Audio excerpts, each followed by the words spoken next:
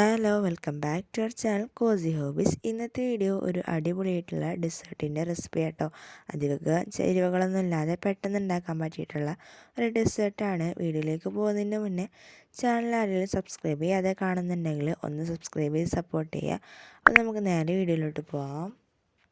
അതിനായിട്ട് ഞാൻ ആദ്യം തന്നെ ഒരു 3 പഴമായിട്ട് എടുത്തിട്ടുള്ളത്. ഈ പഴം ഇതുപോലെ ചെറുതായിട്ട് കട്ട് ചെയ്തെടുക്കാം. ഇനി അടുത്തായിട്ട് ഇതുപോലത്തെ ഒരു പാന് ഗ്യാസ്മ ചൂടാൻ വേണ്ടിയിട്ട് വെച്ചിട്ടുണ്ട്. ചൂടായതിന് ശേഷം ഒരു 2 സ്പൂണോളം നെയ്യ് ചേർത്തെടുക്കുന്നുണ്ട്. ഈ നെയ്യൊന്ന് ചൂടായി വരുന്ന സമയത്ത് നമുക്ക് കുറച്ച് അണ്ടി മുന്തിരി എന്നിവ ചേർത്തെടുക്കാം.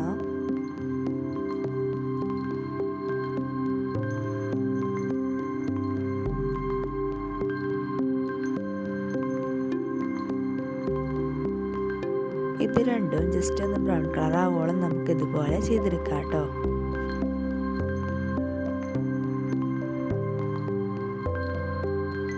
ഇപ്പോൾ ഇത് രണ്ടും ബ്രൗൺ കളർ ആയിട്ടുണ്ട്. നമുക്കിത് കോരി മാറ്റി വെക്കാം. ഇനി നമ്മൾ നേരത്തെ കട്ട് ചെയ്ത് വെച്ചിട്ടുണ്ടായിരുന്ന പഴം ഇതിലേക്ക് ചേർത്തെടുക്കാം കേട്ടോ. അതിലിപ്പോൾ നെയ്യുണ്ട്, ഇല്ലെങ്കിൽ കുറച്ചും കൂടി ചേർത്തതിന് ശേഷം നമുക്ക് പഴം ചേർത്തെടുക്കാം. കട്ട് ചെയ്ത് വെച്ചിട്ടുള്ള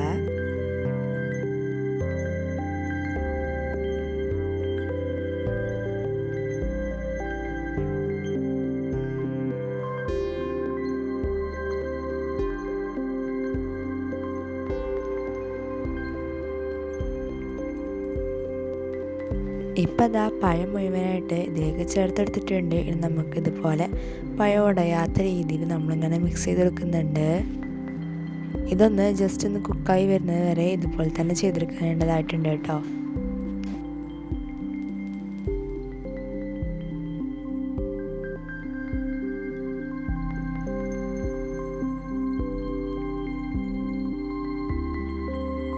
ഇപ്പം ഈ പഴം ചെറുതായിട്ട് വേവിച്ചെടുത്തിട്ട് അതുപോലെ തന്നെ നല്ല യെല്ലോ കളറായിട്ടുണ്ട്. നമുക്കിതിലേക്ക് കുറച്ച് പഞ്ചസാര ഇതുപോലെ ചേർത്തെടുക്കാം.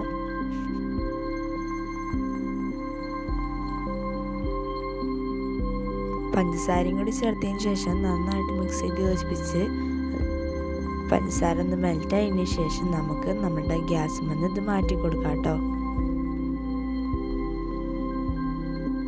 ഇനി കുറച്ച് പാല് ഗ്യാസ്മ ചൂടാൻ വേണ്ടിയിട്ട് വെച്ചിട്ടുണ്ട്. അത് ചൂടാകുന്ന സമയം കൊണ്ട് നമുക്കിതിലേക്ക് ഒരു മിക്സ് റെഡിയാക്കി എടുക്കാം. അതിനായിട്ട് ആദ്യം തന്നെ ഒരു 3 ടീസ്പൂണോളം കോൺഫ്ലവർ കുറച്ച് വെള്ളം ചേർത്തിട്ടൊന്ന് മിക്സ് ചെയ്തെടുക്കാം കേട്ടോ. ഒട്ടും കട്ടയൊന്നും ഇല്ലാതെ വേണം നമ്മളിത് മിക്സ് ചെയ്തെടുക്കാൻ വേണ്ടിയിട്ട്.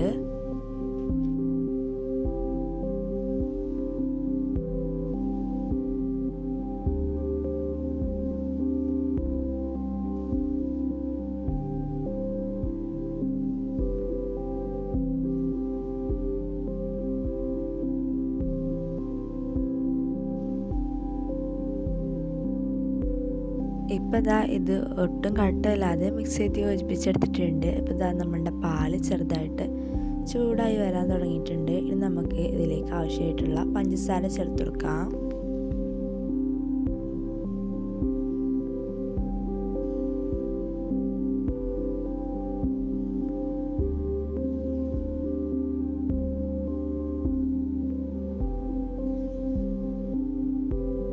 ഇനി നമുക്ക് നമ്മളുടെ പഞ്ചസാര ഒന്ന് മെൽറ്റായി വരുന്നത് വരെ ഒന്ന് വെയിറ്റ് ചെയ്യാം.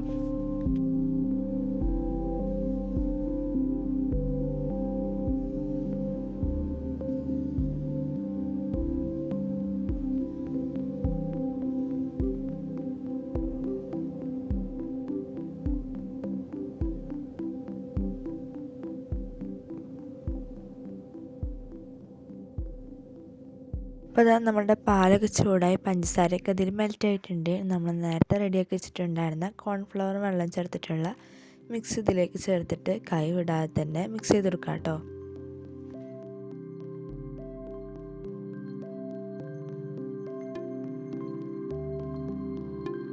കോൺഫ്ലവർ ചേർത്ത് കഴിഞ്ഞാൽ പിന്നെ പെട്ടെന്ന് തന്നെ ഇത് കുറുകി കിട്ടും. അതുകൊണ്ട് തന്നെ കൈ വിടാതെ തന്നെ ഇത് മിക്സ് ചെയ്തെടുക്കണം.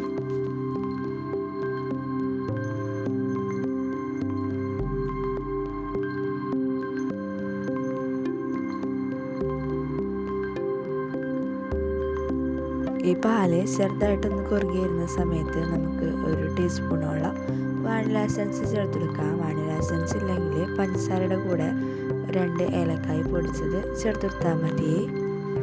നല്ലൊരു ഫ്ലേവറിന് വേണ്ടിയിട്ടാട്ടോ വാനില എസൻസ് ചേർത്തെടുക്കുന്നത്.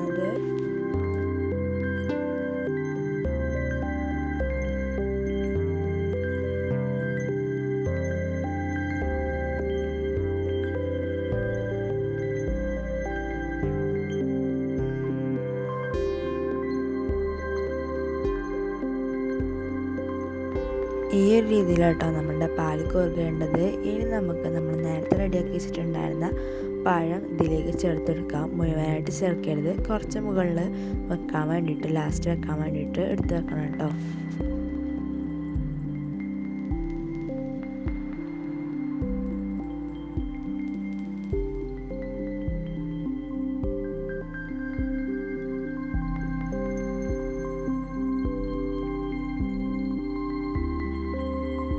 ഇതും കൂടി ചേർത്തിട്ട് ഒന്ന് മിക്സ് ചെയ്ത് യോജിപ്പിച്ചെടുക്കാം. 1 മിനിറ്റോളം ഒന്നും കൂടി ഒന്ന് കുക്ക് ചെയ്തും കൂടി എടുക്കാം കേട്ടോ.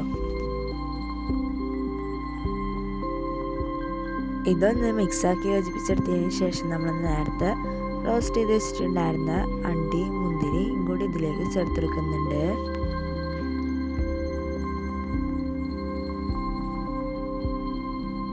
ഇതും കൂടി ചേർത്തിട്ട് മിക്സ് ചെയ്തെടുത്ത് കഴിഞ്ഞാൽ പിന്നെ നമ്മളുടെ ടേസ്റ്റി ആയിട്ടുള്ള ഡെസേർട്ട് ഇവിടെ റെഡി ആയിട്ടുണ്ട്.